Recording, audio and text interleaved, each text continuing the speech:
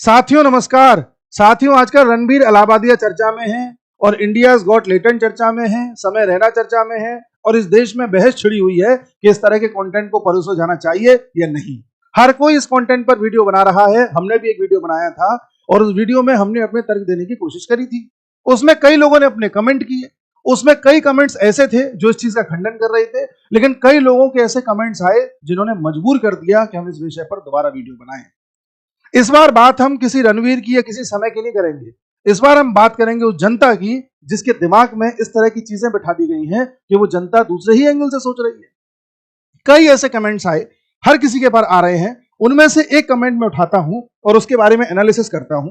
यह कमेंट किसी आयुष गुप्ता ने किया है। मैं इनको नहीं जानता ये कौन है, फोटो से लग रहा है कोई जेंजी है। इनका कहना यह है, क्या ये जोक एक क्राइम है? क्या हमारे देश में क्राइम जो हो रहे हैं, पोर्शे से एक बंदा दो लोगों को उड़ा देता है, उससे ज्यादा इंपॉर्टेंट है ये पूछ रहे हैं। उसके बाद ये कह रहे हैं ये कोई क्राइम नहीं है, ना ही इसे बैन करने की बातें करी जानी चाहिए, ना ही कोई अरेस्ट, ऐसा ये कह रहे हैं। उसके बाद हमारे देश कमजोर को टारगेट इजी समझता है और हर बात अंग्रेज वाली बात घुसाना गलत है। This is miss information. आप सर क्रिटिसाइज कर सकते हैं, ना कि कोई लीगल एक्शन। इनकी ले दे के बात यह है कि ये कोई इतनी बड़ी बात नहीं है कि इतना बवाल किया जाए। कुछ दिन पहले पोर्शे से एक व्यक्ति ने दो लोगों को उड़ा दिया था, फिर उसे थाने में बैठा लिया गया, फिर उसे एक ऐसी राइटिंग करवा के उसे छोड़ दिया गया। क्या उससे बड़ा केस है ये? इनका कहना है कि हमारे देश में और भी ऐसे क्राइम्स हो रहे हैं जिनके बारे में कोई बात ही नहीं करता। इनका कहना यह भी है कि ये जो कुछ भी चीजें हुई है इसके बारे में ना कोई बात करने की जरूरत है और ना ही कोई अरेस्ट करने की जरूरत है। और ये भी कह रहे हैं, चूंकि मैंने पिछले वीडियो में इस चीज को लिंक किया था वो कल्चर से, अंग्रेजों के कल्चर से, तो कह रहे हैं कि हर चीज को उससे लिंक करने की जरूरत नहीं है। तो भैया आयुष, मैं आपको जानता नहीं, आपको तो सिर्फ मैं एग्जाम्पल की तरह ट्रीट कर रहा हूं। इस देश में कई ऐसे आयुष हैं जो ये सोच रखते हैं। मैं आपकी बातें क्लियर कर देता हूं। देखिए, कभी किसी कार से एक्सीडेंट हो जाता है, या कोई आदमी नशे में उड़ा देता है किसी को, या कोई आदमी पैसे के दम पर अपने आप को छुड़ा लेता है, तो इसमें हमारे जुडिशियल सिस्टम का फॉल्ट है, कानूनी व्यवस्था का फॉल्ट है। उस पर काम होना चाहिए, वो एक अलग विषय है। रही बात किसी को उड़ा देना, गलत है, किसी के साथ भी गलत नहीं होना चाहिए। लेकिन जब फिजिकल हार्म होता है तो वो सीमित दायरे में होता है। आप किसी को थप्पड़ मारते हैं, चाटा मारते हैं, कुछ भी फिजिकल हार्म करते हैं, तो आप 2, 4, 5, 10 लोगों को हार्म कर रहे हैं। एक सीमित दायरे तक है, कुछ दिन बाद वो जो है ठीक भी हो सकता है, या हो सकता है हमेशा के लिए उसको हार्म हो जाए। वो एक दायरा उसका फिक्स है। लेकिन जब आप किसी को मेंटली और साइकोलॉजिकली हार्म करते हो तो पीढ़ी की पीढ़ी बर्बाद हो जाती है। साइकोलॉजी एक ऐसी चीज है जो किसी देश को इजराइल बना देती है तो किसी देश को पाकिस्तान। साइकोलॉजी ऐसी चीज है जो किसी देश को अमेरिका बना देती है तो किसी देश को चाइना। साइकोलॉजी बहुत बड़ी चीज है। आप जिस इंसिडेंट को एक छोटा इंसिडेंट मान रहे हो, ये इंसिडेंट छोटा नहीं है। एक शो में किसी आदमी ने 2 सेंटेंस बोल दिए और आप कह रहे हैं कि कोई बहुत बड़ी बात हो गई। कि मैं मानता हूं बहुत बड़ी बात नहीं हुई। बड़ी बात यह है कि उस शो में जो लोग बैठे हैं, उन लोगों को इस देश में करोड़ों लोग फॉलो करते हैं। एक 15 साल का लड़का जो किसी छोटे शहर में रहता है, जिसे नहीं पता बड़े शहर का कल्चर क्या है, जिसे नहीं पता कि बड़े लोग कैसा सोचते हैं, क्या है क्या नहीं है, वो जब इस शो को देखेगा तो उसे लगेगा शायद यही सब कुछ है और मुझे भी ऐसे ही सोचने की जरूरत है। वो जब अपने घर में अपने माँ बाप के सम्मान कर रहा होगा, वो जब समाज में सम्मान के दृष्टिकोण से हर किसी को देख रहा होगा, तब उसे डाउट होगा और उसे लगेगा कि शायद मैं समाज में फिट नहीं हो रहा। समाज में फिट तो वही लोग होते हैं जो ऐसे शो में बात कर रहे थे। वो व्यक्ति इन लोगों को देख करके बात बात में गाली यूज करेगा, कभी अंग्रेजी की गाली यूज करेगा, कभी किसी और तरह के शब्दों का प्रयोग करेगा, हर किसी की बॉडी शेमिंग करेगा, क्योंकि उसे लगेगा कि ऐसे ही कूल बनते हैं।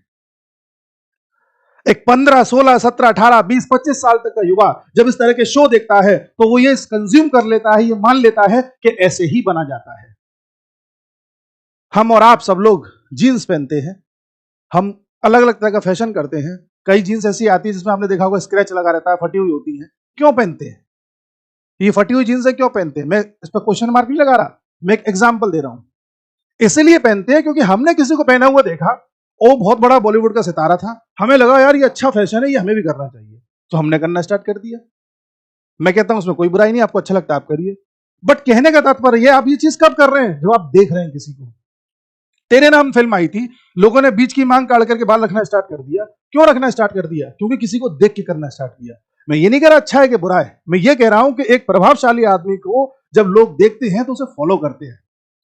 और इस शो में सो कॉल्ड शो फूहड़ता थी, वो मैं फिर बोल रहा हूं, इसमें जो लोग बैठे थे उनको कोई 10, 5, 20, 50 लोग नहीं देख रहे थे, इनको करोड़ों लोग देख रहे थे, पैसा दे दे करके देख रहे थे, क्योंकि उनको लग रहा था कि शायद यही नॉर्मल है। एक्चुअल में ये नॉर्मल नहीं है। जो रणबीर इलाहाबादिया सेंटेंस बोल रहा था ना अंग्रेजी में, वो भी चुराया हुआ था, किसी दूसरे विदेशी शो में बोला गया था, same as it is copy paste कर दिया, ये दिखाने के लिए कि मैं देखो तुम सबसे बड़ा कॉमेडियन हूं। ये जो शो चल रहा है ये भी फर्जी शो है, कॉपी करके बनाया है विदेश के शो से, और उसी को एज इट इज चलाया जा रहा है। इस देश में अगर, आयुष भाई मैं आपको फिर बोल रहा हूं, टारगेट नहीं कर रहा, एग्जांपल देके आपको कोट कर रहा हूं, फर्ज कीजिए एक 10, 12 साल, 13 साल के लड़के को 3-4 लोग डेली बोले कि अरे तू तो मोटा है, अरे तू तो मोटा है, अरे तू तो मोटा है, या अरे तू तो पतला है, अरे तू तो पतला है, और वो लड़का अंदर ही अंदर सहम जाए, तो उसका बचपन ही नहीं पूरी की पूरी जवानी खराब हो जाती है। समाज उसे अंदर से ऐसा डरा देता है। आप समझ रहे हैं? किसी को बॉडी शेम करना, किसी के बारे में कुछ कहना, उसको साइकोलॉजिकली वीक बना सकता है। आपके कई बार ऐसा हुआ होगा कि एग्जाम में अच्छे नंबर नहीं आए होंगे, तब हो सकता है आपके माँ बाप ने आपको कुछ बोला हो सकता है आपके दोस्तों ने कुछ बोला हो, रिश्तेदारों ने कुछ बोला हो, उसके बाद आप पर क्या बीता था, जरा इमेजिन कर लेना। एक थॉट प्रोसेस जब आपके दिमाग में घुस जाता है ना, वो आपको बर्बाद कर देता है। और ये जो फूहड़ लोग बैठे हैं ना, ये गिने चुने लोग हैं इस देश में। देश का युवा ऐसा नहीं है, ये फूहड़ लोग गिने चुने हैं, लेकिन इनका प्रभाव ऐसा है कि ये बाकी जनता को इन्फ्लुएंस कर सकते हैं। जो लोग इस इंडस्ट्री में हैं उन्हें पता है कि ये गिने चुने लोग हैं, लेकिन जो लोग दर्शक के रूप में उन्हें देख रहे हैं, उन्हें लगता है कि सब कुछ ऐसा ही है, अरे दिल्ली में ऐसा होता होगा, मुंबई में ऐसा होता होगा। समझिए, और ये सब विदेशी कल्चर है, क्योंकि ये पूरा शो, पूरा कॉन्सेप्ट, पूरी बातें सब कुछ विदेश से टीपी जा रही है, इसलिए मैं अंग्रेजों की बात कर रहा हूं। और एक बात और बता दूं, अगर यही सब कुछ कूलनेस होती, अगर इसी में आनंद होता, तो पंचायत नाम की एक सीरीज आई थी, वो हिट नहीं होती। ऐसी कई सीरीज आती हैं जिसमें दारू, नशा, पार्टी, अंग्रेजी, गाली गलौज सब इस्तेमाल होता है, वो कभी हिट नहीं हुई। लेकिन पंचायत जैसी एक छोटी सी सीरीज, एक गांव की सीरीज जिसमें एक नॉर्मल चीजें दिखाई गई हैं, वो इतनी हिट हो गई कि समाज के हर तबके का आदमी उससे जुड़ा हुआ महसूस करता है, चाहे बड़े शहर में रह रहा हो, चाहे छोटे शहर में रह रहा हो। उसका कारण सिर्फ ये है कि अंदर से हम सब वैसे ही हैं। हम सिर्फ खुद को दिखाने के लिए, सोसाइटी में एडजस्ट करने के लिए खुद पर पॉलिश किए हुए हैं, कई सारे आवरण लगाए हुए हैं, और कोशिश कर रहे हैं कि कैसे भी समाज में अपनी स्वीकार्यता बना लें। जिस व्यक्ति के सामने हम स्वीकार्यता बनाने की कोशिश करते हैं, वो व्यक्ति भी आवरण में ढका हुआ है। वो हमें इंप्रेस करना चाह रहा है, हम उसे इंप्रेस करना चाह रहे हैं। दोनों ही लोग एक फेक आइडेंटिटी बनाकर के एक दूसरे को इंप्रेस करना चाह रहे हैं। वास्तविक आइडेंटिटी तो ये है कि दोनों ही अंदर से उसी प्रकार के हैं जैसा पंचायत सीरीज में उन मासूम लोगों को दिखाया है। आप इस चीज को जानिए। आप कितना भी शोर शराबा कर लीजिए, आप कितनी भी दारू पी लीजिए, आप कितना भी आवरण ओढ़ लीजिए, आप कितनी भी गाली दे दीजिए, आपको कभी भी सुख नहीं मिलेगा इन सब चीजों से। आप सिर्फ समाज में एडजस्ट होने की कोशिश करते हैं। हम एक ऐसा समाज बनाना चाहते हैं जहां पर आवरण ओढ़ करके एडजस्ट होने की जरूरत ना पड़े, जहां पर आप नेचुरल रहें और आपकी नेचुरलिटी को लोग स्वीकारें। आप मोटे हैं, पतले हैं, काले हैं, गोरे हैं, हिंदी भाषी हैं, अंग्रेजी भाषी हैं, छोटे हैं, बड़े हैं, कैसे भी हैं, कोई आपको इस बेसिस पर बात ना करे कि आप कितने कूल दिख रहे हैं, कितने कूल साउंड हो रहे हैं। आपसे लोग इसलिए बात करें कि आपसे बात करने में उन्हें अच्छा लगे।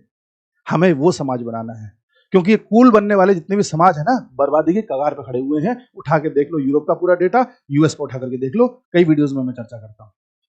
और अगर आपके पास कोई ऐसा सैंपल है तो मुझे बताओ जहां पर इस तरह की लाइफ स्टाइल से देशों ने तरक्कियां प्राप्त करी है।